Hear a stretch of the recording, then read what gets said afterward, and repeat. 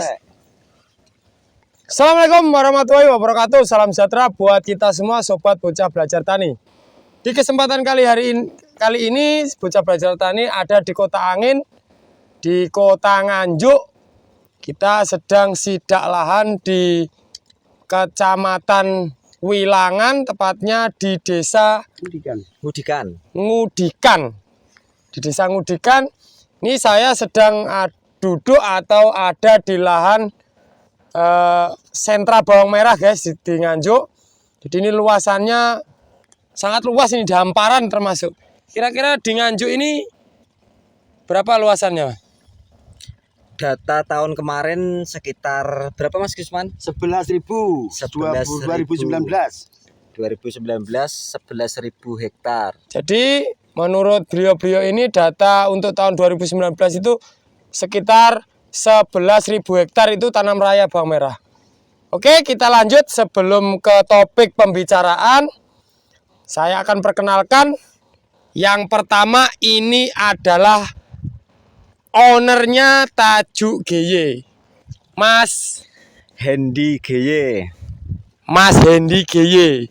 Dan sang suhu saya, konten kreator kondang se-Indonesia bahkan internasional, saya Gusman. ngeselin guys, yang sini semangat, sini ujung-ujungnya lemes. Jadi buat dulu semua, ini saya sedang berpanas-panas, tapi melihat tanaman yang seperti di belakang saya ini dan di sekeliling ini terbayar guys.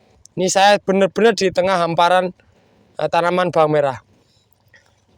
Mas, ini karena yang beliau yang punya lahan dan punya wilayah di sini, yang pertama nanti saya akan mengulik itu tentang luasan lahan di Nganjuk yang ditanami bawang merah. Yang kedua, menurut data nasional tentang penanaman bawang merah ini dari tahun-tahun berikutnya dengan dibandingkan tahun ini seperti apa. Yang ketiga, itu yang banyak ditanyakan dulur semua itu adalah harga benih saat ini. Jadi saya awali dari sang owner dulu ya. Narasumbernya bawang merah di Nganjuk. Narsum. Oke Mas, yang pertama bisa dijelaskan luas lahan di sini. Luas lahan untuk tahun kemarin itu katanya Mas Gusman sekitar 11.000 hektar Mas. Ya, 11.000 hektar. Data masih belum diperbarui. Oh begitu. Kalau untuk tahun ini kemungkinan luas lahannya loh ya, Ya. bukan yang ditanamin. Luas lahannya kemungkinan bisa lebih dari itu. Kemungkinan bisa 13 bisa untuk luas lahan. Cuman untuk tahun ini data pertanian bukan cuma di Nganjuk tapi seluruh nasional itu berkurang drastis sekitar hampir 50% Mas Dwi. Jadi seluruh Indonesia ini berarti masuk topik kedua. Jadi catatan dari nasional penanaman bawang merah untuk tahun ini berkurang hampir 50%. 50%. Sangat potensial sekali bagi yang sudah tanam untuk kali ini berarti. Nanti pasti dapat harga yang mumpuni, yang anget lah intinya. Jadi tetap semangat. Ini narasumber ini bukan narasumber kaleng-kaleng guys. Jadi kita itu kalau mau tanaman apapun itu kuncinya itu dari pembenihannya. Kalau pembenihannya outputnya sedikit, otomatis nanti panennya akan mahal Mas ya. Siap. Tapi kalau outputnya dari pembenihan itu banyak, otomatis nanti panennya raya akan biasanya agak sedikit berkurang. Itu yang kedua. Terus yang ketiga tadi, Masalah harga benih saat ini. harga benih saat ini 100.000 masih kembali Mas. Masih kembali. Harganya yang jelas 70 up. Jadi menurut beliau harga benih untuk varietas Tajuk saat ini ya, saat ini 100.000, kembalinya sedikit. Nah, kemarin masih hampir sama beli chip sama mahal sama beli chip sama sekarang mahal duit sekarang. Jadi menurut sang owner kemarin itu masih sama dengan harga chip, tapi sekarang sudah lebih mahal benih bawang merah. Tahu Mas varietas chip Tajuk. apa, Mas? Tahu. Nanti teman-teman pasti yang itu pasti ngulik itu komen. Kalau saya sendiri sedikit Mas Gisman banyak tahu? Chip Tidak, apa? Mas. sedikit sedikit Saya sangat gaptek. saya. Soalnya saya gaptek, Mas. Saya enggak tahu. Oke, Lur, kita lanjut. Ini tanaman kalau di Nganjuk itu rata-rata tanamnya benihnya kecil.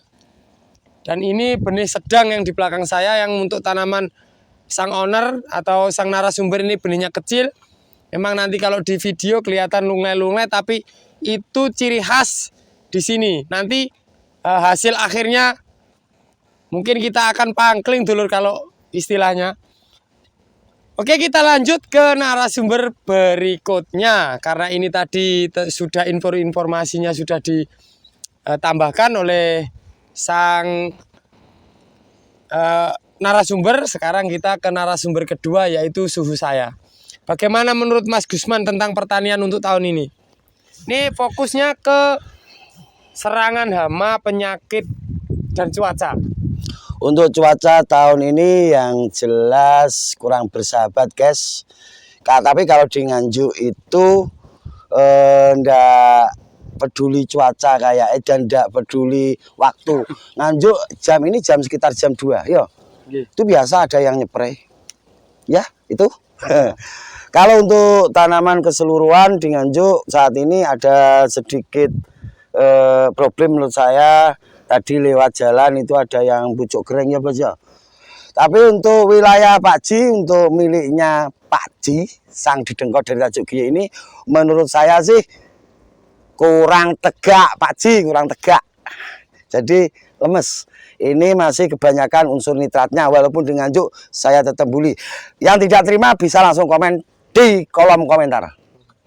Siap. Seperti itu. Untuk serangan hamanya belum dijelaskan. Untuk serangan hama kalau sudah memasuki musim kemarau itu Ulat. kita masuknya ke grandong dan ulat. Jadi untuk teman-teman yang dari luar Jawa yang nggak tahu grandong itu liromisia. Liromisia itu mbok apa jenenge? Induk dari inang dari leaf miner. Leaf miner itu yang masuk di daun yang membuat lukisan-lukisan itu namanya leaf miner. Tapi kalau di daerah Nganjuk ini sudah umum namanya grandong. Jadi hati-hati, biasanya perubahan cuaca seperti ini serangan grandong muncul saat vegetatif, nanti tidak ada lagi, nanti akan muncul di usia di atas generatif, itu akan muncul lagi yang paling bahaya saat pengisian umbi. Jika sudah keserang grandong maka umbi tidak akan bisa besar maksimal. Seperti itu. Jadi untuk jamur jika cuaca sudah panas, hindari jamur yang sifatnya fungisida yang sifatnya panas. Jadi kita ngikuti cuaca Mas Dwi ya. Jadi kalau cuacanya panas yuk kita memakai fungisida yang ada JPT-nya. Kalau cuaca hujan kita harus memakai fungisida yang sifatnya hangat seperti mankoseb. Jadi pengobatan itu mengikuti kondisi tanaman, bukan tanaman yang harus mengikuti kehendak kita. Jadi untuk perubahan cuaca ini persiapkan insektisidanya. Dan untuk pemakaian insektisida itu mulailah dari dosis yang paling kecil. Nanti kita naikkan tujuannya agar tidak resisten. Komplainnya seperti itu, besok-besok dilanjut lagi. Siap. Jadi ini tambahan sedikit dulur, kalau untuk penanganan hama, jadi dulur semua itu yang sering diketahui adalah ulat. Jadi seperti saat ini di Nganjuk itu kan rata-rata usia 12 HST dulur. Nah kemarin waktu tanam itu berarti kemungkinan bulan purnama itu saat 5 HST. Ini tanaman ini akan saya rasa kalau menurut bocah belajar tani akan aman sampai nanti usia 30 HST itu bakalan aman, tidak ada ulat. Tapi setelah usia 30 HST nanti awas kalau tidak benar-benar teliti, karena di situ waktunya bulan purnama lagi, waktunya ngengat menaruh telur atau bertelur. Seperti itu yang sudah-sudah di konten Bocah Belajar Tani. Kalau tanaman Anda itu lolos 1 minggu setelah bulan purnama tidak ada ulat, maka 30 hari ke depan bakalan aman. Tapi kalau sudah setelah 3-4 hari setelah bulan purnama itu ada serangan, nah disitulah berarti tingkat ketelitian kita kurang diuji atau kurang teliti sehingga masih terdapat telur yang tidak kita berantas. Itu khususnya ulat. Tapi kalau gerandong itu faktor bisa dari cuaca panas ini dia lebih cepat menyerang kalau gerandong. Oke dulur, mungkin itu saja sedikit pengalaman yang bisa dibagikan dari Bocah Belajar Tani karena ini di sentranya bawang merah. Harapan saya dulur semua tetap semangat untuk bertani bawang merah.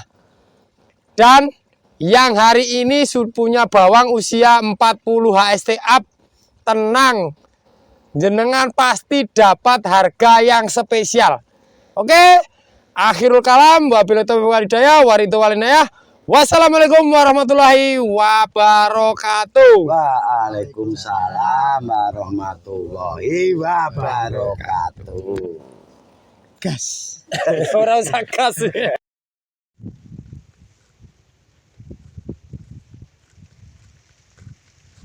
Panasan, Po? Panasan. Panas wal. Wal panas, guys.